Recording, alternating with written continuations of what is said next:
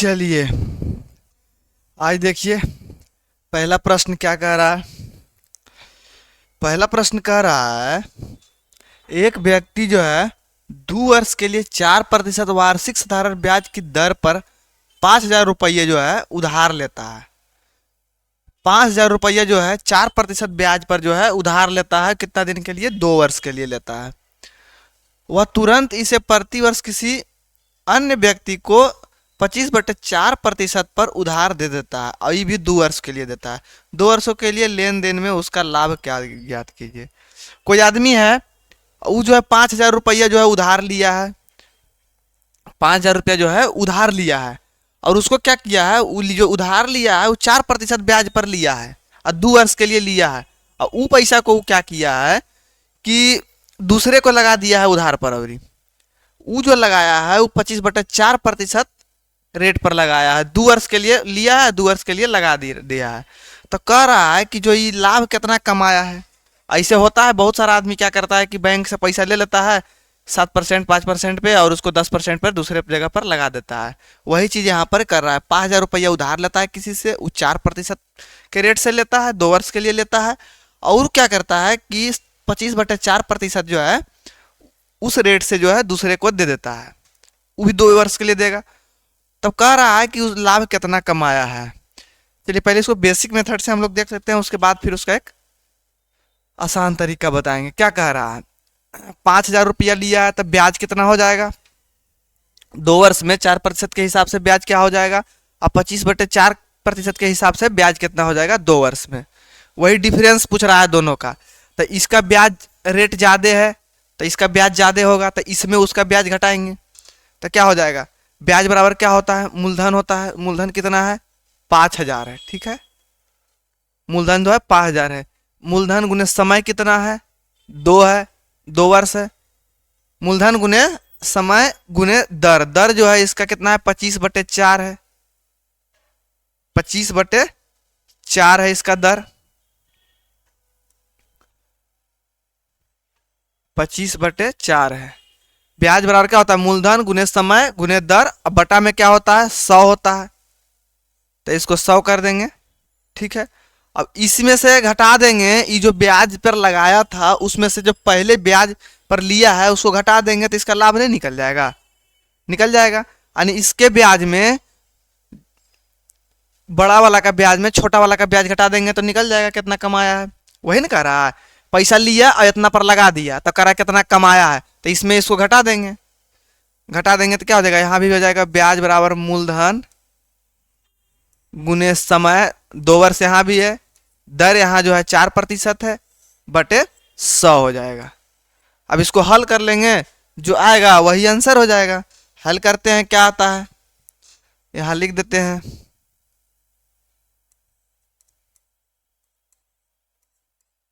ब्याज बराबर वो जो ब्याज आया है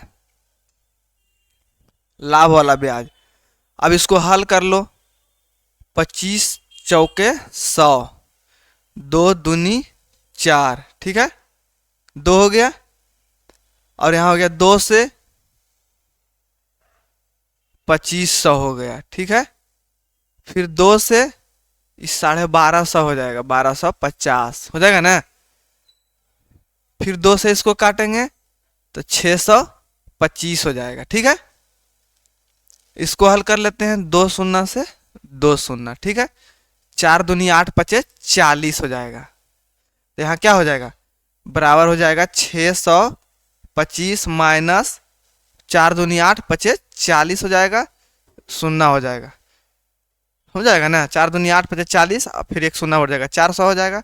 बराबर कितना बच जाएगा 225 रुपया। यही इसका लाभ हो जाएगा। बिल्कुल ही आसान प्रश्न था, एकदम कुछ है ये नहीं। इसको अगर अल्टरनेट विधि इसका एक बताते हैं, जैसे क्या कह रहा है, इसका जो ब्याज है वो 4% है। कितने वर्ष के लिए है? 2 वर्ष के लिए। तो एसआई में क्या होता है, 1 वर्ष के लिए 4% है, 2 वर्ष के लिए 8% हो जाएगा। उसी तरह से इसका ब्याज क्या है 25/4% है 1 वर्ष के लिए, तो 2 वर्ष के लिए क्या हो जाएगा, जैसे देखिए 25/4% है। ठीक है, ये जो है 1 वर्ष के लिए है, 1 ईयर के लिए है। तो 2 ईयर के लिए क्या हो जाएगा 25/4 गुने 2 हो जाएगा, यानी कि 25/2 हो जाएगा, यानी कि 12.5% हो जाएगा। 2 साल में ब्याज इतने नहीं लेगा। और उसका 2 साल में कितना आ जाएगा, उसका 2 साल में ब्याज कितना हो जाएगा, 4% ब्याज है 1 साल का, ठीक है। 1 ईयर का जो ब्याज है वो 4% है। तो 2 ईयर में कितना हो जाएगा, 4 दूनी 8% हो जाएगा, 4 गुने 2 हो जाएगा, यानी 8% हो जाएगा। अब इसका डिफरेंस निकाल लेते हैं, इसका ब्याज का और इसका ब्याज का डिफरेंस निकाल लेंगे, वही ना लाभ कमा रहा है, ब्याज का ना डिफरेंस उसका वो लाभ कमा रहा है। तो ब्याज इसका डिफरेंस निकाल लेंगे तो क्या हो जाएगा, 12.5 में घटा देंगे 8%, तो क्या आ जाएगा, 4.5% आ जाएगा। अब ब्याज जो है 4%, 5% जो है डिफरेंस इसका आ गया, यानी 4.5% का जो है वो लाभ कमा रहा है। कितना में, तब 5,000 में। तब 5,000 का 4.5% कितना हो जाएगा, 100 है। 4.5 रहने देते हैं, इसको कर देते हैं। अब 45 से 5 में गुना कर दो, 5×5 = 25 के 5 बाकी 2 और 4×5 = 20 और 2 22 हो जाएगा, 0 हो जाएगा, एक बिंदु आ जाएगा, यानी 225 हो जाएगा। यही इसका आंसर हो जाएगा। समझ गए होंगे, एकदम बिल्कुल ही आसान प्रश्न। या तो ऐसे भी बना सकते हैं, ऐसे भी बना सकते हैं। ऐसे तो बिल्कुल आसान है, तो मुंह से बना लोगे, 12:30 में 8 का जाएगा, फिर इतना का निकाल देना है। एक लाइन का प्रश्न था ही, समझ गए होंगे। तो आंसर क्या हो जाएगा, इसका ए हो जाएगा। अगले प्रश्न को देखते हैं क्या कह रहा है। अगला प्रश्न कह रहा है, देखिए, ए और बी की वर्तमान आयु 3:4 के अनुपात में है। 5 वर्ष पहले उसकी आयु का अनुपात 2:3 था। ए की वर्तमान आयु क्या है। जैसे कि कह रहा है कि ए और बी है, मान लेते हैं उसका अनुपात 3:4 है। तो मान लेते हैं ए का जो अनुपात है, ए का जो आयु है वो 3x है और बी का आयु जो है 4x है। तो क्या कह रहा है, 3:4 है, तो कह रहा है 5 वर्ष पहले जो है उसका अनुपात जो था वो 2:3 था। तो एक की आयु खोज रहा है। तो अभी जो है वर्तमान में 3x है, आई 5 वर्ष पहले का कह रहा है। ये 4x है, 5 वर्ष पहले का कह रहा है। 5 वर्ष पहले जो उसका अनुपात था वो 2:3 था, 2:3 था। वर्तमान में जो है उसका 3:4 है और 5 वर्ष पहले 2:3 था, यानी कि वर्तमान में 3x है तो 5 वर्ष पहले 5 घट जाएगा। 4x है बी का, तो 4x में 5 घट जाएगा, 5 वर्ष पहले कह रहा है। अब इसको हल कर देंगे, जो आएगा वही इसका उत्तर हो जाएगा। अब देखिए क्या हो जाएगा, 3×3 = 9x - 5×3 = 15 बराबर क्या हो जाएगा, 4×2 = 8x - 5×2 = 10 हो जाएगा। ठीक है, ये इधर आएगा और ये इधर जाएगा, तो क्या हो जाएगा, 15 उधर जाएगा, तो यहाँ क्या हो जाएगा, बराबर x बराबर यहाँ हो जाएगा 5 हो जाएगा, x बराबर 5 हो जाएगा। और x बराबर 5 हो गया तो कह रहा है वर्तमान आयु किसका खोज रहा है, एक की वर्तमान आयु कह रहा है। तो एक की वर्तमान आयु यहाँ नहीं हो निकल जाएगा, 3 × 5 बराबर 15 ईयर हो जाएगा, 15 साल हो जाएगा। 15 साल कहाँ है, ए में है, ए इसका आंसर हो जाएगा। इसको हम माइनस किए हैं, 5 साल पहले कह रहा है तो माइनस किए हैं। इसको हम लोग ऐसे भी बना सकते हैं, इसको मान लेंगे कि 5 साल पहले उसका आयु जो था 2x था और 3x था, तो कह रहा है 5 वर्ष पहले था, तो वर्तमान में क्या हो जाएगा, तो इसको +5 कर देंगे, +5 कर देंगे और क्या है 3/4 हो जाता है। वर्तमान में 3/4 है, 5 वर्ष पहले 2:3 का अनुपात था, तो 5 साल बाद ऐसे करके भी इसको हल कर लेंगे, फिर भी आंसर वही आएगा। समझ गया, ऐसे भी बना सकते हैं, ऐसे भी बना सकते हैं, दोनों ही सिंपल है। अगले क्वेश्चन देखते हैं क्या कह रहा है। अगला क्वेश्चन कह रहा है राम के पास 12 मुर्गियां हैं और 5 गायें हैं। राम जो है क्या कह रहा है, देखिए यहाँ राम के पास जो है क्या है, मुर्गी और गाय।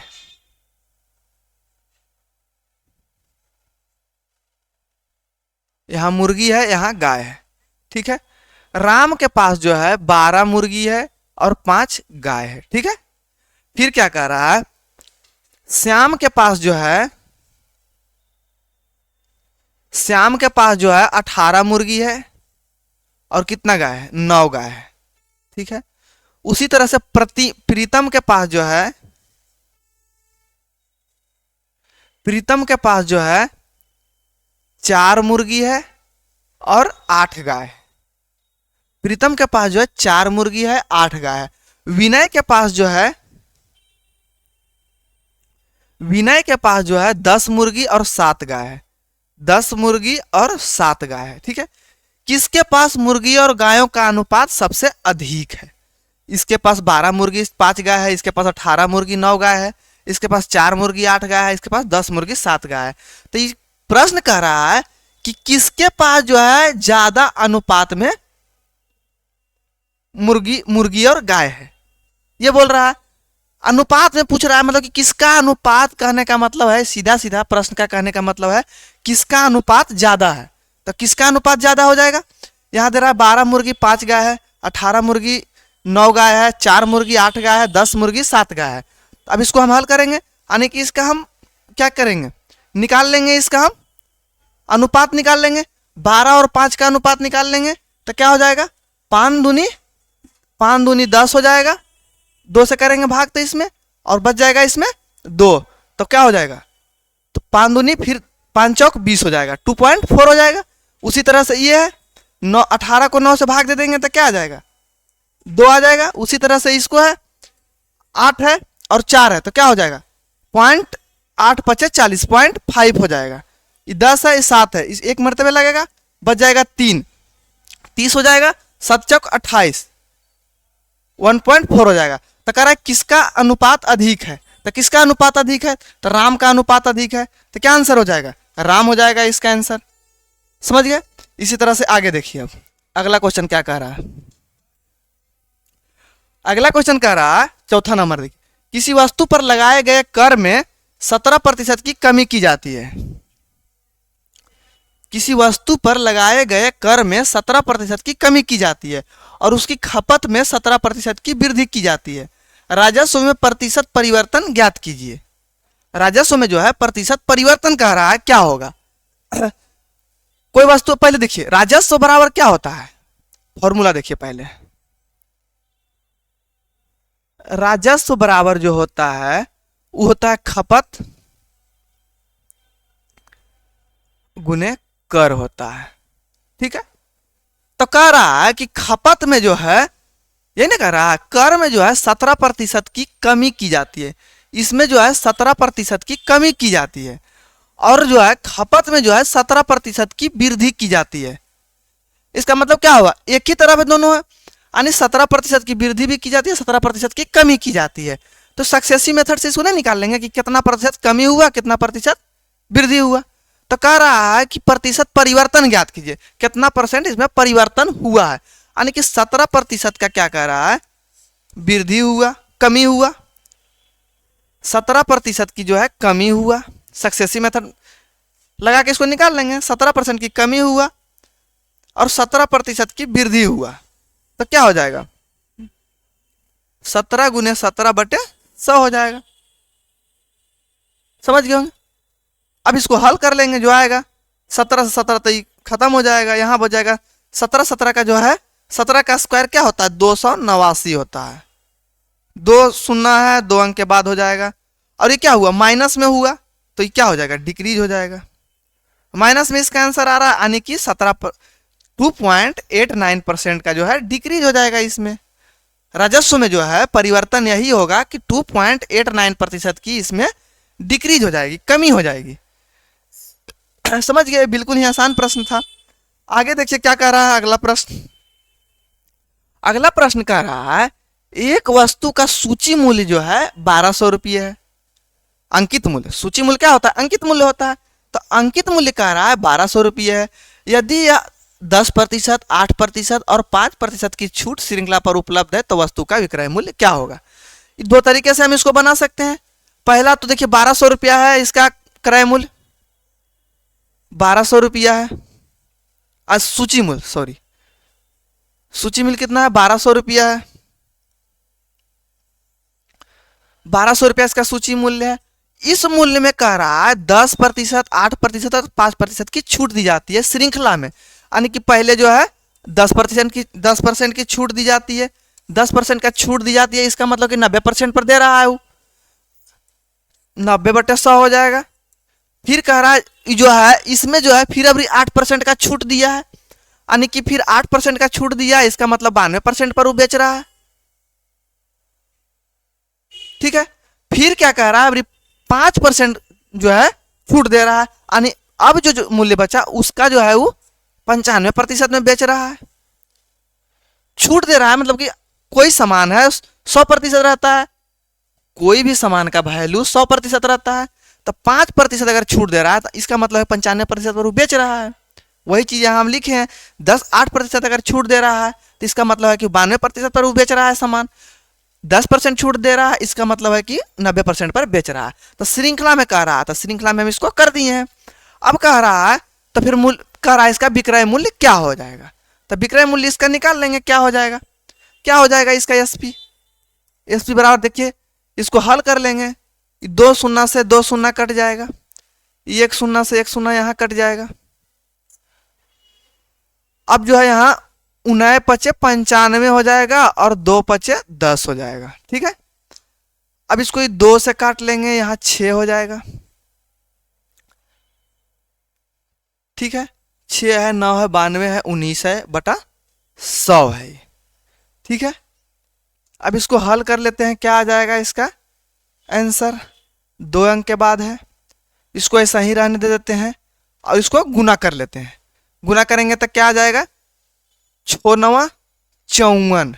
ठीक है, 54 में 19 का गुना कर लेते हैं, या फिर इसको और भी छोटा कर लेते हैं, 54 में 19 का गुना कर लेते हैं।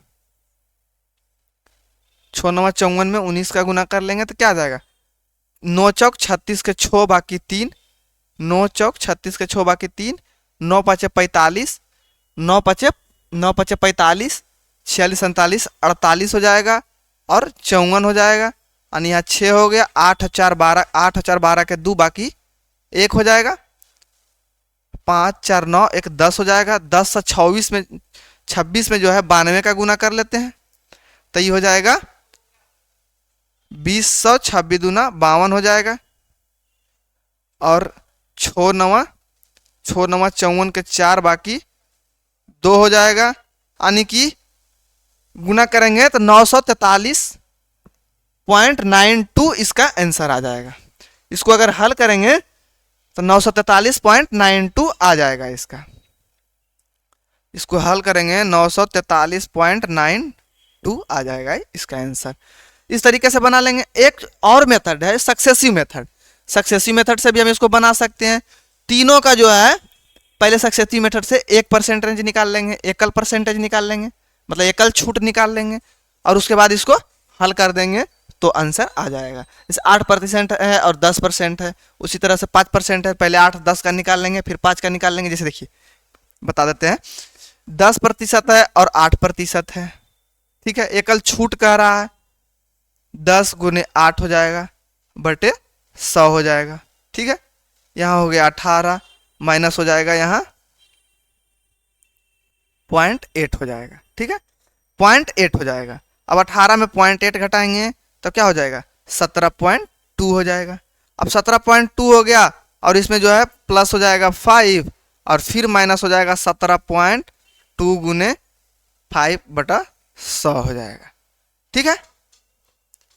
अब इसको हल कर दो, जो आएगा अब जितना परसेंटेज 1200 का उतना परसेंट निकाल लो, वही इसका आंसर हो जाएगा। इसको हल करके अब निकाल लेना। अगले प्रश्न को देखो, अगला प्रश्न क्या कह रहा है। अगला प्रश्न कह रहा है 300 और 700 के बीच ऐसी कितनी संख्याएं हैं जो 5, 6 और 8 से विभाज्य है। जब भी ऐसा संख्या रहे तो इसको देखिए, एक तो एकदम बिल्कुल एकदम चुटकी में निकाल लोगे, 2 सेकेंड में इसका आंसर आ जाएगा। जैसे इसका आंसर हम 3 मार देंगे एकदम ऐसा ही, लेकिन इसको हम जो है बताते हैं इसको एक पहले बेसिक मेथड से, उसके बाद हम बताते हैं टिक मारने वाला मेथड। देखिए पहला क्या है, 5, 6 और 8 से विभाज्य है। 5 6 से 8 से विभाज्य हो जाएगा, यानी उसका एलसीएम से अगर विभाज्य हो जाएगा 300 और 700 के बीच, तो इसका मतलब है कि जो भी संख्या 5 6 और 8 के एलसीएम से विभाज्य होगा वो संख्या जो है 5 6 और 8 से भी विभाज्य होगा। तो पहले जो है 5 6 और 8 का एलसीएम निकालेंगे, 5 6 और 8 का एलसीएम निकालेंगे, ठीक है। 2 मरतबे क्या हो जाएगा, 5 यहाँ रह जाएगा, यहाँ हो जाएगा 3 दूनी 6 और यहाँ हो जाएगा 4 दूनी 8, क्या हो जाएगा 5 दूनी 10 या 30 चौक 20 से एलसीएम जो हो जाएगा कितना हो जाएगा 120 हो जाएगा, ठीक है। एलसीएम 120 आ गया। अब जो है हमको क्या करना है, 300 और 700 के बीच कह रहा है, तो 120 एलसीएम आ गया है। तो 120 में अगर 1 से गुना करते हैं, 300 से ऊपर आना चाहिए, क्या कह रहा है 300 और 700 के बीच, 300 से ऊपर और 700 से नीचे। तो 120 में कितना गुना करेंगे कि 300 से ऊपर आएगा। तो 120 में देखिए 12 तिया 36, अगर हम 3 से 12 दूनी 24, 12 दूनी 24, 12 तिया 36, 3 से गुना करते हैं तो 360 आता है। पहला संख्या हो गया ये 360। अगर हम 2 से गुना करते हैं तो 240 आता है। जैसे देखो 120 गुने 2 करते हैं तो 240 आ जाता है, जो कि 300 से कम है, 300 से कम है, यानी वो नहीं होगा। एक संख्या ई हो जाएगा 360। इसी तरह से हम दूसरा संख्या अब निकालेंगे। 120 में अगर 4 से गुना करते हैं तो क्या आ जाएगा, 12 चौक 48, 480 दूसरा संख्या हो गया। एक संख्या जो 360 है जो कि 5 6 और 8 से विभाज्य हो जाएगा, दूसरा संख्या 480 है जो कि 5 6 और 8 से विभाज्य हो जाएगा, और 300 और 700 के बीच में भी है। अब 120 को जो है 5 से गुना करते हैं, 5 से गुना करते हैं, 120 से को जो है 5 से गुना करेंगे तब आ जाएगा 600। तीसरा संख्या जो है 600 हो जाएगा। तीनों संख्या देखिए 300 और 700 के बीच है, तीनों संख्या जो है 5 6 और 8 से डिविजिबल है, क्योंकि एलसीएम का जो गुणज होता है वो जो डिविजिबल होता है। अब जो है छठा 120 को 6 से गुना करते हैं, 6 से गुना करते हैं तो 720 आ जाता है, जो कि 700 से ज़्यादा हो जाता है। ये जो है 700 से ज़्यादा हो जाता है, इसलिए नहीं होगा। यानी कई संख्या होगा 1 2 3, 360 480 और 600। तीन संख्या जो है 300 और 700 के बीच ऐसी संख्या है, तीन संख्या जो 5 से भी विभाज्य होगी, 6 से भी विभाज्य होगी और 8 से भी विभाज्य होगी। तो इसका आंसर क्या हो जाएगा, 3 हो जाएगा। 3 पहले ही हम बता चुके हैं। एक मेथड और हम बताते हैं। अगर ऐसा क्वेश्चन दिया रहे कि इतना से इतना के बीच में फलना फलना संख्या से जो है विभाज्य है, तो कितने संख्या ऐसा है जो कि विभाज्य होगा। अगर ऐसा रहे तो कुछ नहीं करना है, बड़ी संख्या जो रहेगा 700 है जैसे यहाँ, और उसमें से छोटी संख्या जो 300 रहेगा दिया उसको घटा लेना है, जो आएगा 400 आया है उसमें से जो है उसका जो एलसीएम है उससे जो है उससे भाग कर देना है। और भाग जब करेंगे भागफल जो आएगा वही जो है उसका आंसर हो जाएगा। जैसे 12 है, 12 तिया 40 को अगर 12 से हम लोग भाग देते हैं तो क्या हो जाएगा, 12 तिया 36 हो जाएगा। पूर्ण जहां तक कटता है वहीं तक लेना है। 12 तिया 36, 4 बच जाता है शेष, यानी 3 बार इसका भागफल आया है, यानी कि इसका आंसर क्या हो जाएगा, 3 हो जाएगा। समझ गए। इसी तरह से अगला क्वेश्चन को देखते हैं। अगला क्वेश्चन क्या कह रहा है, अगला क्वेश्चन कह रहा है 60 मीटर की दौड़ में ए और बी ने 5 सेकंड की बढ़त दी। 2 आदमी दौड़ रहा था, ए और बी। ए जो है बी को जो है बोला कि चलो तुमको हम 5 सेकंड ज्यादा देते हैं, अगर हम 1 घंटा में दौड़ेंगे तो तुमको हम 1 घंटा 5 मिनट देते हैं। वही काम यहाँ किया, ए ने बी को 5 सेकंड की बढ़त दी और फिर भी 20 सेकंड से वो जीत गया है। उसके बाद भी जो है वो 20 सेकंड से दौड़ को जीत लिया है। इसका मतलब है कि वो ज्यादा तेज दौड़ा है। यदि ए की गति बी की गति से 2:1 है, कहने का मतलब है ए की गति जो है बी से दुगना है। यहां जो दिया हुआ है एक की गति जो है बी से दुगना है, एक की गति बी से दुगना है, तो क्या हो जाएगा, यह स्पीड जो है ए की गति जो है बी से दुगना है, तो समय क्या हो जाएगा, समय जो है कम लेगा, इसका आधा हो जाएगा, और इसका समय जो है 1 लेगा, ये 2 लेगा, यानी 1 इसका जो है एक्यूरेसी 1 है तो इसका जो है इफिशियंसी 2 हो जाएगा। और टाइम जो है जो तेज दौड़ रहा है तो कम लेगा, स्लो दौड़ रहा है तो ज्यादा लेगा। यानी कि जो है ना, कहने का मतलब ये हुआ, अगर स्पीड जो है कांस्टेंट है तो स्पीड का जो है व्युत्क्रम होता है समय। अगर समय स्पीड 2 है तो समय 1 होगा। समझ गए इस चीज को। अब इसका डिफरेंस क्या है, 1 और 2 का जो समय का जो डिफरेंस है वो 1 का डिफरेंस है। 1 यूनिट का जो है डिफरेंस है, समय का जो है 1 यूनिट का डिफरेंस है। समझ गए। और ये 1 यूनिट बराबर जो है यहाँ 5 यूनिट पहले उसको दिया 5 सेकेंड और 20 सेकेंड से वो जीत जाता है। यानी 1 यूनिट बराबर जो है 1 यूनिट समय बराबर जो है वो कितना है, 25 का है। अब b का समय हमको निकालना है। b का जो यूनिट जो है 2 यूनिट है, यानी 2 यूनिट बराबर कितना हो जाएगा, 25 गुने 2 सेकेंड हो जाएगा। 2 सेकेंड हो जाएगा, यानी कि 50 सेकेंड लिया है। 50 सेकेंड लिया है। b जो है 50 सेकेंड लिया है। यदि a लिया है 25 सेकेंड तो b लिया है 50 सेकेंड। कहा कि इससे जो है इसका दुगना क्षमता इसका है, b से दुगना क्षमता a का है। तो यह इसका समय जो है इससे आधा लेगा, समय जो है इससे आधा लेगा और ये इसका दुगना लेगा, a का दुगना समय लेगा b। 50 सेकेंड हो गया। अब क्या कह रहा है, तो b की गति पूछ रहा है। तो गति बराबर क्या होता है, चाल बराबर दूरी बटे समय होता है। दूरी क्या है, 600 मीटर है। दूरी जो है 600 मीटर है और समय क्या है, 50 सेकेंड है। 50 सेकेंड है। अब इसको हल कर लेते हैं।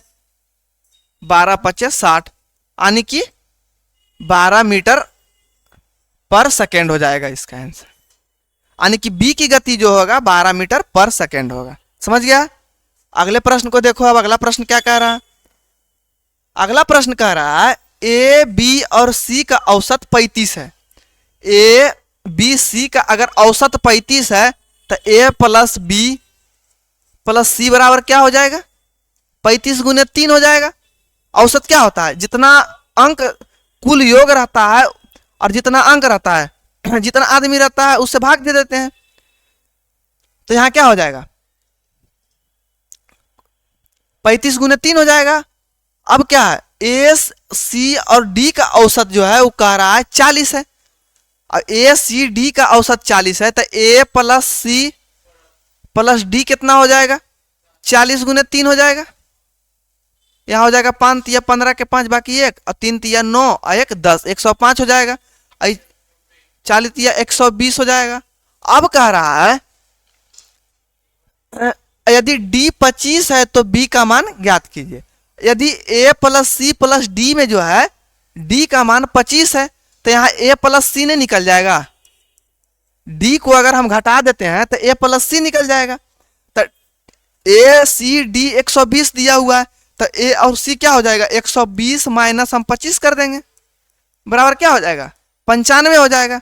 यानी a प्लस सी जो है 95 हो जाएगा। a प्लस सी 95 हो जाएगा। अब a प्लस सी 95 हो गया है तो पूछ रहा है b का मान पूछ रहा है। यहाँ a और b और c दिया हुआ है तो a b c में a plus b plus c में यदि हम घटा देते हैं a प्लस c तो b नहीं आ जाएगा, आ जाएगा कि नहीं आ जाएगा। तो उसी तरह से देखिए अब a b और c जो है कितना दिया हुआ, 105 दिया हुआ है। इसमें से a c का मान जो है हम 95 को घटा देंगे। 95 हम घटा देंगे तो क्या हो जाएगा, 10 आ जाएगा। 10 आ जाएगा। 10 कहाँ है, सी में है, यानी कि सी इसका आंसर हो जाएगा। यानी बी का मान जो है 10 हो जाएगा। समझ गया। अगले प्रश्न को देखते हैं। अगला प्रश्न क्या कह रहा है, अगला प्रश्न कह रहा है किसी समूह में विद्यार्थियों की किसी निश्चित संख्या का औसत वजन जो है 72 किलोग्राम है। मान लेते हैं जो किसी विद्यार्थी का समूह जो है वो x है। विद्यार्थियों का जो समूह है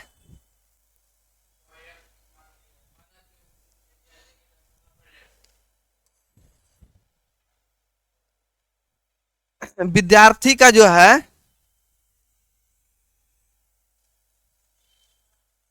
समूह में जो है x है, x विद्यार्थी है तो कह रहा है 72 किलोग्राम है। तो कह रहा है उसका औसत वजन जो है 72 किलोग्राम है। तो कुल वजन क्या हो जाएगा, औसत वजन जो है औसत वजन कह रहा है कि 72 है। तो कुल वजन कितना हो जाएगा? 72x हो जाएगा। कुल वजन 72x हो जाएगा। अब कह रहा है यदि 78 किलोग्राम के औसत वजन से 10 विद्यार्थी उस समूह को छोड़ देता है। 78 किलोग्राम वाला जो था, 78 किलोग्राम वाला जो बच्चा था, वो 10 बच्चा जो है वो जो है छोड़ देता है, उससे समूह से वहां से छोड़ देता है। उसके बाद क्या कह रहा है कि 40 किलोग्राम औसत वजन वाला जो है 4 विद्यार्थी जो है उसमें चल जाता है। 10 विद्यार्थी छोड़ता है और 4 विद्यार्थी जो है उसमें चल जाता है, यानी कि 6 विद्यार्थी छोड़ता है उससे 6 विद्यार्थी छोड़ रहा है। टोटल x विद्यार्थी था और 10 विद्यार्थी छोड़ा, 4 विद्यार्थी चल आया है, यानी कि 6 विद्यार्थी छोड़ा है। अब यहां कह रहा है 78 किलोग्राम वाला 10 विद्यार्थी छोड़ा और 80 किलोग्राम वाला 4 विद्यार्थी उसमें चल गया है। तो 78 किलोग्राम वाला 10 विद्यार्थी छोड़ा, यानी कि 780 किलोग्राम वजन उससे निकल गया। लेकिन फिर उसमें जो है 80 किलोग्राम वाला 4 विद्यार्थी चल गया है, यानी कि फिर जो है 8 चौक 32 320 किलोग्राम वाला जो है उसमें आ गया है। यानी टोटल छोड़ के गया कितना था, यानी इसमें इसको हम घटा देंगे, उतना विद्यार्थी जो है गया है। 8 में से 2 गया 6, 7 में से 3 गया 4, यानी कि छोड़ के जो गया है वो 460 केजी वजन वाला जो है गया है। 460 केजी वजन छोड़ के गया है, यानी कि टोटल वजन जो है 72x है। कुल वजन जो है 72x जो है उसमें से छोड़ के कितना गया है? छोड़ के गया है 460 वजन वाला, 460 केजी वजन छोड़ के गया है। अब कह रहा है ये जो वजन है, ये वजन जो है, अगर जो वजन है उसका औसत जो है, अगर विद्यार्थी आया और गया उसके बाद जो है उसका जो है औसत बचता है वो जो है 0.7 किलोग्राम घट जाता है। यानी कि पहले जो उसका औसत जो था 72 था, अब जो है 0.7 जो है 0.7 वजन जो है उसमें से घट गया है, यानी 71.3 उसका औसत हो गया है। अब कितना के औसत हो गया है? बच्चा तो उसमें था 10 बच्चा आया और 10 बच्चा छोड़ा, फिर 4 बच्चा चल आया, यानी उसमें बचा 6 बच्चा। 6 बच्चा उसमें मतलब घटा है। पहले जो है x बच्चा था उसमें से घटा कितना? 6 बच्चा। कहा 10 बच्चा छोड़ा, 4 बच्चा चल आया, तो 6 बच्चा ना छोड़ा है, यानी कि 6 बच्चा छोड़ा है।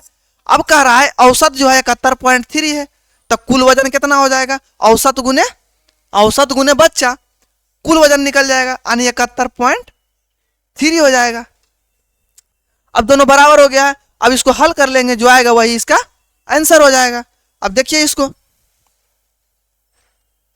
इसको हल कर लेते हैं। 72x माइनस 460 है, यहाँ x माइनस 6 71.3 है। यहाँ इसको ऐसा ही रहने देते हैं, 72x माइनस 460 हो जाएगा। यहाँ जो है 71.3 गुना हो जाएगा, यहाँ क्या हो जाएगा? 71.3x हो जाएगा। अब माइनस 6 इसमें गुना हो जाएगा, 6 तिया 18 के 8, 6 तिया 18 का 8 बाकी 1, और 6 एकम 6 1 7 हो जाएगा। 6 तिया 18 का 8 बाकी 1, 6 एकम 6 1 7 हो जाएगा, और 6 सत्ते 42 हो जाएगा।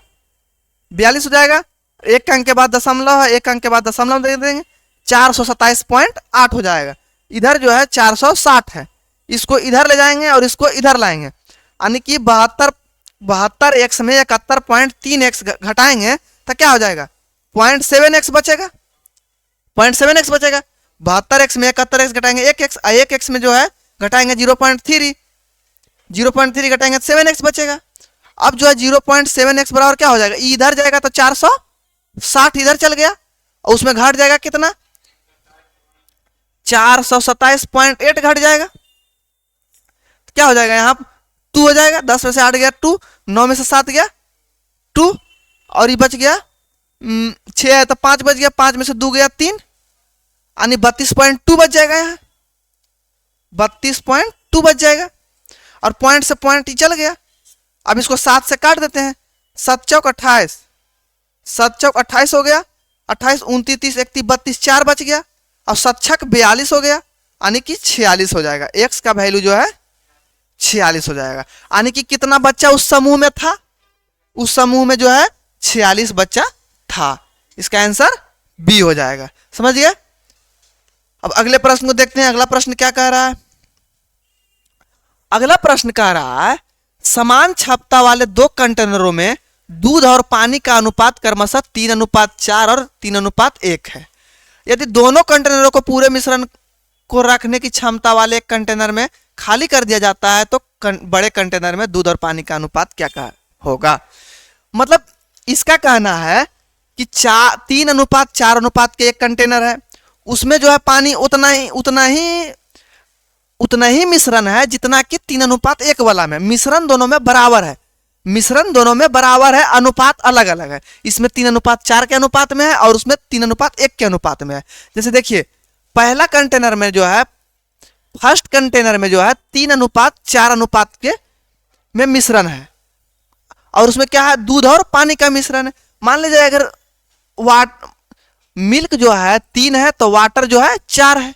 पहला कंटेनर में टोटल मिश्रण कितना है, 4 और 3 7 है। इसी तरह से दूसरे कंटेनर में क्या है, दूसरे कंटेनर में जो है मिल्क 3 है और पानी 1 है। मिल्क 3 है और पानी 1 है, तो इसका जो है टोटल कितना हो जाएगा, टोटल कितना हो जाएगा, टोटल मिश्रण हो जाएगा यहाँ 4 हो जाएगा। अब कह रहा है कि दोनों मिश्रण को हम एक में अगर मिला देते हैं तो कह रहा है किस अनुपात में मिल्क और पानी होगा। तब दोनों मिला देंगे और दोनों में जो है ये कह रहा है कि 3:4 क्या है, 3:1 है और दोनों में समान है यानी बराबरी है। जब दोनों में बराबरी है तो इसका मतलब टोटल वजन बराबर करना पड़ेगा हमको। यानी कि इसको बराबर करने के लिए क्या करेंगे, इसमें 4 से गुना करेंगे और इसमें 7 से गुना करेंगे। तो इसमें भी 4 से गुना हो जाएगा, इसमें भी 4 से गुना हो जाएगा, इसमें 7 से गुना हो जाएगा, इसमें 7 से गुना हो जाएगा। अब 7 से गुना करेंगे तो यह क्या हो जाएगा, 4 तिया 12 आ जाएगा यहाँ, और 4 चौक 16 आ जाएगा यहाँ, और ये क्या हो जाएगा 7 चौक 28 हो जाएगा यहाँ। उसी तरह से ये 7 तिया 21 हो जाएगा, ये 7 हो जाएगा, ये 7 चौक 28 हो जाएगा। बराबर हो गया। क्या कि कह रहा है कि दोनों बराबर है तो दोनों को बराबर करेंगे तब ना बराबर होगा। 28 हो गया। अब इसको जोड़ लेंगे तो किस अनुपात में आ जाएगा, हो जाएगा 12 और 21 क्या हो जाएगा, 2 और 1 3 और 2 और 1 3 33 हो जाएगा। और यहाँ क्या हो जाएगा, 6 है 16 और 7 है तो 16 4 20 और 3 23 हो जाएगा। यानी कि 33:23 में अनुपात में जो है दोनों को जब मिलाते हैं तो पानी और जो है दूध का रेशियो जो है, मिल्क और जो है वाटर का रेशियो जो है 33:23 हो जाएगा। 33:23 कहाँ है, डी में है, डी इसका आंसर हो जाएगा।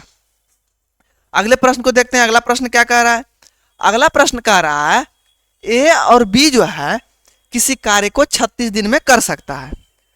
ए और बी जो है, ए और बी मिल के जो है कोई काम के कितना दिन में कर रहा है, ए और बी जो है 36 दिन में कर रहा है, 36 डे में कर रहा है, ठीक है। और बी और सी जो है उसी कार्य को 60 दिन में कर सकता है। मतलब बी और सी जो है उसी कार्य को 60 डे में कर रहा है, ठीक है। बी और सी जो है उसी कार्य को 60 दिन में कर रहा है। फिर क्या कर रहा है, बी और सी 60 दिन में कर रहा है। ए और सी जो है मिल के जो है कितना दिन में कर रहा है, ए और सी जो है 45 दिन में मिल के कर रहा है। अब जो है तीनों मिलके कर रहा है। अब इसका जो है हम क्या करेंगे, तीनों का टोटल वर्क पहले निकाल लेंगे। टोटल वर्क निकाल लेंगे तो कैसे निकल जाएगा, इस 36 60 45 का एलसीएम लेंगे। क्या करेंगे, 36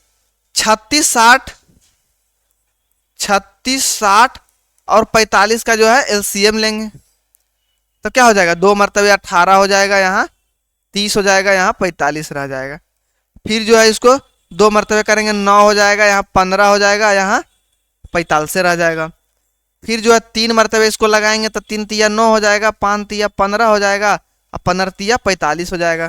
फिर 3 से लगाएंगे 5 से लगाएंगे, यहाँ 5 से लगाएंगे, यहाँ 3 रह जाएगा, यहाँ 1 पचे 5 और 1 पचे 5 और यहाँ हो जाएगा 3 पचे 15। फिर 3 से लगा देंगे 1 1, यहाँ क्या हो जाएगा, 5 तिया 15 तिया 45 दूनी 45 दूनी 90 दूनी 18 180 हो जाएगा। टोटल वर्क जो है 180 हो जाएगा, ठीक है। अब ए बी यहाँ करेंगे, A plus B plus C plus A plus C जो है मिल के कितना दिन में कर रहा है, 180 दिन में। यानी कि 2 × ए प्लस बी प्लस सी जो है 180 दिन में कर रहा है, तब क्या हो जाएगा, ए प्लस बी प्लस सी कितना हो जाएगा, 180 बटे, एक मिनट, इसका जरूरत भी नहीं है, इसका जो है जरूरत नहीं है। ठीक है, यहां देखो 180 दिन हो गया। अब क्या हो जाएगा, इस 36 इसका इफिशियंसी कितना आ जाएगा, 36 को करेंगे तो क्या हो जाएगा, 5 या 15, 2 दूनी 4 या 12 या 36, 36 पचे, इसका एफिशिएंसी क्या हो जाएगा, 3 हो जाएगा, 6 पचे 30 के 0 बाकी 3 और हो जाएगा 5 या 15 16 18, ठीक है 5 हो जाएगा, 60 है, छोतिया 18 हो जाएगा, 3 इसका एफिशिएंसी हो जाएगा, ये 45 है, 45 चौके हो जाएगा, 5 चौक 20 के 0 बाकी 2 और 4 चौक 16 17 18, 4 हो जाएगा इसका एफिशिएंसी। अब क्या कह रहा है, ए उस कार्य को कितने दिनों में पूरा करेगा। अब यहां देखो बी और सी का इफिशियंसी कितना है, बी और सी का इफिशियंसी जो है 3 है, ठीक है। अब तो ए प्लस बी प्लस सी का इफिशियंसी कितना हो जाएगा, 5 और 3 8 और 4 12 बटे 2 हो जाएगा। काहे कि यहां क्या हो जाएगा, 2abc का एफिशिएंसी 12 है, 2abc का एफिशिएंसी कितना है, AB BC AC, अगर इसको जोड़ेंगे तो कॉमन हो जाएगा, तो 2abc का एफिशिएंसी 12 है, इसलिए जो है A प्लस बी प्लस सी का एफिशिएंसी क्या हो जाएगा, 12 बटे 2 हो जाएगा, यानी 6 हो जाएगा। तो ए बी सी का एफिशिएंसी 6 है, ए प्लस बी प्लस सी का एफिशिएंसी 6 है। अब बी प्लस सी का एफिशिएंसी, बी प्लस सी का जो एफिशिएंसी है 3 है, यहाँ बी प्लस सी का एफिशिएंसी 3 रख देंगे, ए प्लस 3 बराबर 6 हो जाएगा, इसलिए ए का एफिशिएंसी कितना हो जाएगा, 6 माइनस 3 यानी कि 3 हो जाएगा। अब ए का एफिशिएंसी 3 हो जाएगा और टोटल वर्क कितना है, 180 है, टोटल वर्क जो है 180 है, तो ए कितना दिन में काम करेगा, 180 बटे 3 हो जाएगा, 3 छक 18 यानी कि 60 दिन में काम करेगा। ए कितना दिन में काम करेगा, 60 दिन में। आंसर क्या हो जाएगा, सी हो जाएगा। यहाँ क्या हुआ समझ में आया, ए बी 36 दिन में कर रहा है, बी सी 60 दिन में कर रहा है, ए सी 45 दिन में कर रहा है। तो कह रहा है, अब देखो इसको जोड़ेंगे तो इसका इफिशियंसी 5 3 8 4 12 हो जा रहा है, तो 2abc हो जाएगा, इसमें कॉमन हो जाएगा, एक को 2 कॉमन हो जाएगा, क्या b b c c a double double है, 2abc का मान ही हो जाएगा, तो abc का मान क्या हो जाएगा, 12 बटे 2 6 हो जाएगा, और bc का एफिशिएंसी 3 है और abc का एफिशिएंसी 6 है, तो bc का एफिशिएंसी इसमें घटाएंगे तो 3 आ जाएगा, और 3 आ गया तो a का एफिशिएंसी निकल जाएगा, और a का एफिशिएंसी 3 आ गया, तो इसलिए 180 का मान 180 वर्क जो है 3 एफिशिएंसी से कितना दिन में करेगा, तो 60 दिन में करेगा। अब अगले प्रश्न को देखते हैं, अगला प्रश्न क्या कह रहा है, अगला प्रश्न कह रहा है, ये तो सिंप्लीफिकेशन का प्रश्न है, बिल्कुल ही आसान प्रश्न है।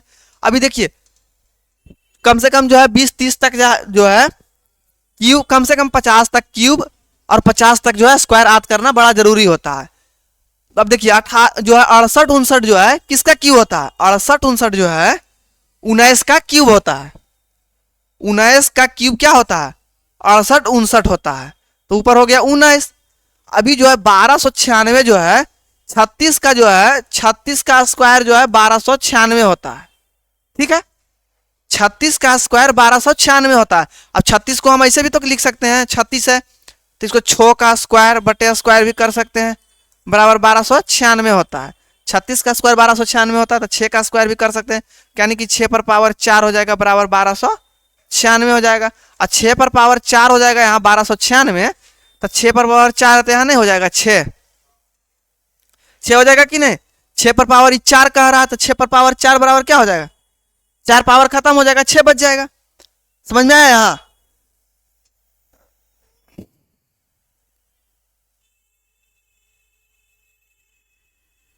6 पर पावर 4 हो जाएगा, और 19 बटे 6 हो गया।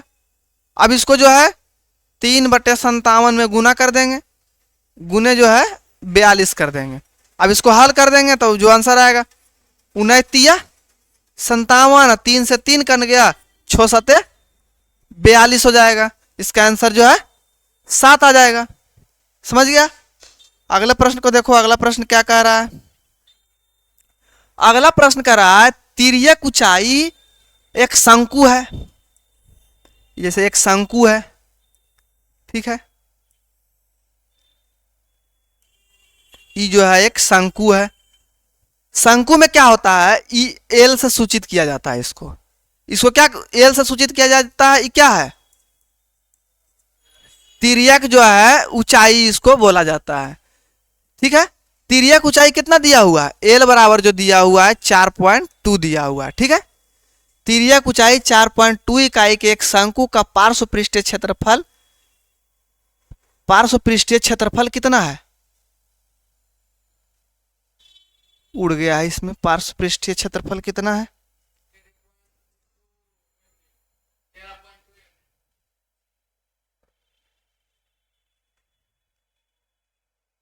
हम्म हम्म हिंदी में नहीं है, अंग्रेजी में यहां दिया हुआ 13.2 यूनिट है। तो जो है शंकु का जो है, शंकु का पार्श्व पृष्ठ क्षेत्रफल बराबर जो होता है वो होता है पाई आर एल, ठीक है। इसमें त्रिज्या ज्ञात करने के लिए कह रहा है, आर जो है बराबर वाट, ये क्या होगा जो कह रहा है, तब शंकु का पृष्ठ क्षेत्रफल बराबर पाई आर एल होता है, ठीक है। अब शंकु का पृष्ठ क्षेत्रफल दिया हुआ है कितना, 13.2 दिया हुआ है, ठीक है। अब यहां जो है पाई का मान कितना होता है, 22/7 होता है। आर हमको निकालना है, एल का वैल्यू 4.2 दिया हुआ है। अब इसको 7 से हम भागा देंगे, 7 छक 42, 0.6 हो जाएगा, 0.6 हो जाएगा। और 0.6 को हम क्या करेंगे, यहाँ देखो 13.2 हो जाएगा बराबर क्या हो जाएगा, 22 गुने 0.6 हो जाएगा गुने आर हो जाएगा, ठीक है। अब आर बराबर अगर हम निकालते हैं तो क्या हो जाएगा, 13.2, अब इसको 22 में 6 से गुना करेंगे तो क्या हो जाएगा, 132 होता है। 13.2 यहां भी हो जाएगा, अभी कट जाएगा बराबर क्या हो जाएगा, 1 हो जाएगा, इसलिए इसका क्या हो जाएगा, 1 यूनिट हो जाएगा। इसका आंसर क्या हो जाएगा, 1 यूनिट। 1 यूनिट कहाँ ए में है, ये इसका आंसर हो जाएगा। इसी तरह से अगले प्रश्न को देखो, अगला प्रश्न क्या कह रहा है, अगला प्रश्न कह रहा है सिंप्लीफिकेशन का है, इसको भी हल करना है। 1.75/9, 5.6/12 और 7/18 के मसा की गणना करें। मसा बराबर क्या होता है,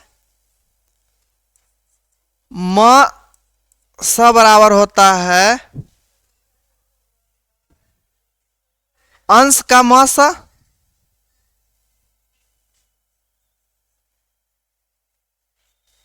बटे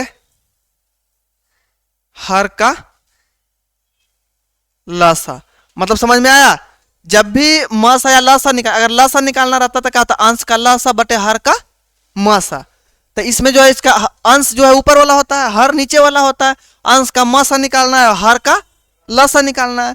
पहले इसको हम हल करेंगे, x 1.75 है बटे 9 है, फिर क्या है 5.6 है बटे 12 है, फिर क्या है 7/18 है, ठीक है। अब इसको ऐसे लिख सकते हैं 175/9 गुने 100, ठीक है। फिर इसको लिख सकते हैं 56/12 गुने 10, फिर इसको लिख सकते हैं 7/18, ठीक है। अब जो इसको हल करते हैं, काटते हैं, इसको 5 से काटेंगे तो क्या हो जाएगा, 5 तिया 15 और 16 17 2 बच गया, 5 5 25, 35 हो गया। आई 5 से काटेंगे तो 20 5 100 हो जाएगा, फिर 4 5 20 और 7 5 35 हो जाएगा ना।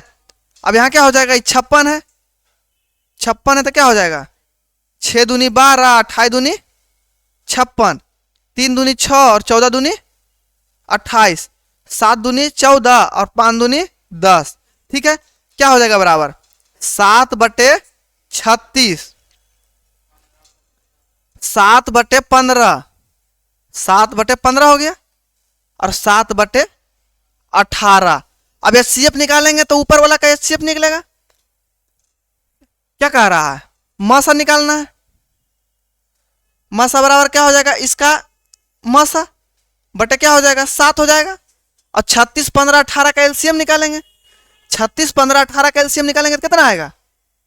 36 15 18 का एलसीएम निकाल लेंगे। देखो क्या है, 36 15 और 18 का एलसीएम निकाल लेंगे।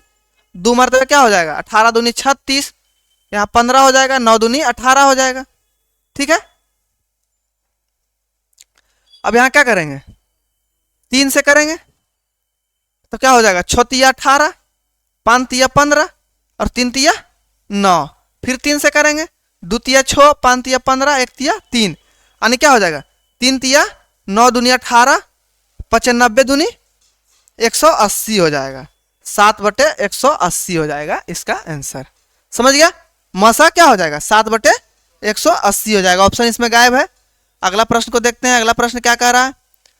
अगला प्रश्न कह रहा है एक 1800 मीटर लंबी ट्रेन विपरीत दिशा में चल रहे हैं, एक व्यक्ति को 10 सेकंड में पार करती है। ठीक है, कोई ट्रेन है, एक 1800 मीटर लंबी ट्रेन है, विपरीत दिशा में चल रहे एक व्यक्ति को 10 सेकंड में पार करती है। यदि ट्रेन की चाल आदमी की चाल से 8 गुना है तो ट्रेन की चाल किलोमीटर में कितना होगा? एक ट्रेन इधर से जा रहा है, ठीक है, इसका लंबाई जो है 1800 मीटर है ट्रेन का। इनने से जो है एगो आदमी जो है इन्हें से जा रहा है, विपरीत दिशा में जा रहा है। अब इसको जो है 10 सेकंड में पार कर लेते हैं। यदि ट्रेन की चाल आदमी की चाल से 8 गुना है, यदि आदमी का चाल मान लेते हैं, आदमी का चाल अगर x मान लेते हैं तो ट्रेन का चाल कितना हो जाएगा? ट्रेन का चाल 8x हो जाएगा। 8x हो जाएगा ट्रेन का चाल। तो औसत चाल क्या हो जाएगा? औसत चाल हो जाएगा 8x प्लस x बराबर 9x हो जाएगा। औसत चाल 8x प्लस x 9x हो जाएगा, क्योंकि इधर से जा रहा है और उधर से आ रहा है तो दोनों का चाल ऐड होगा। एक ही दिशा में रहता तो चाल घटता, विपरीत दिशा में आ रहा है तो चाल जुटेगा औसत चाल निकालने के लिए। तो औसत चाल 9x हो जाएगा। औसत चाल जो है ये क्या कह रहा है, चाल जो है 8 गुना, इसका चाल x है तो इसका चाल 8x हो जाएगा। अब चाल बराबर क्या होता है, दूरी बटा समय।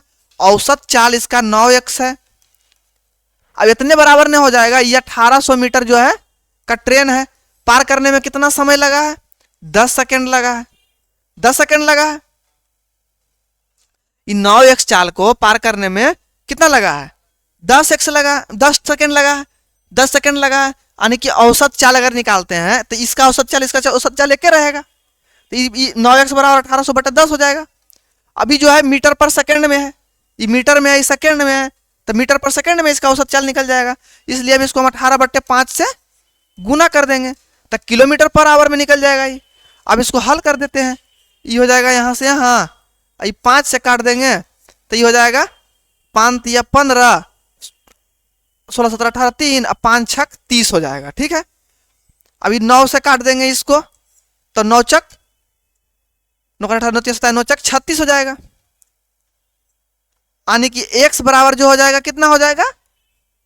x बराबर जो हो जाएगा वो जो है 72, x बराबर जो हो जाएगा 72 किलोमीटर पर आवर हो जाएगा। लेकिन हमको पूछ किसका रहा है? ये जो हो गया आदमी का चाल हो गया है, ये जो है x जो है आदमी का चाल हो गया, इसलिए ट्रेन का चाल कितना हो जाएगा? ट्रेन की चाल कितना हो जाएगा? ट्रेन की चाल हो जाएगा क्या? 8x है, 8x क्या हो जाएगा? 8 गुने 72 हो जाएगा। 8 गुने 72 करेंगे तो क्या हो जाएगा? बराबर 8 दूनी 16 6 बाकी 1 8 7 56 1 57 हो जाएगा। यही इसका आंसर हो जाएगा, यानी कि 576 हो जाएगा। 576 कहाँ दिया हुआ है? ए में है, इसलिए इसका आंसर ए हो जाएगा। समझ गए? बिल्कुल आसान आसान प्रश्न था। चलिए अब अगले दिन देखते हैं, तो समाप्त कर गया है। धन्यवाद।